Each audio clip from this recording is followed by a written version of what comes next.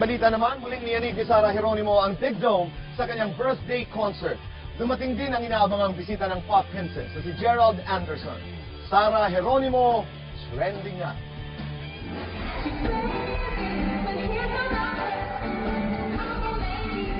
Napuno ng mga nagtitiliang fans ang Araneta Coliseum para sa 24SG birthday concert ni Sarah Geronimo nitong Sabado. Nagkagulo ang lahat sa pagdating ng napapabalitang special na kaibigan ni Sarah na si Gerald Anderson. I wouldn't miss it for the world. Siyempre, birthday girl ni baby girl. So, I appreciate the support.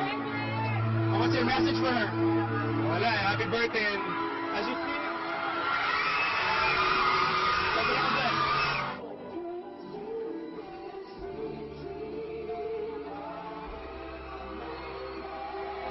Opening number pa lang, hataw na si Sarah.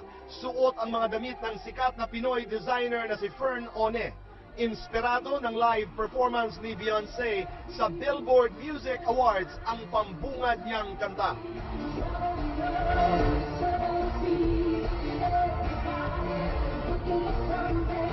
Labis-labis ang pasasalamat ni Sarah sa lahat ng kanyang mga fans, kapamilya at kaibigan sa showbiz.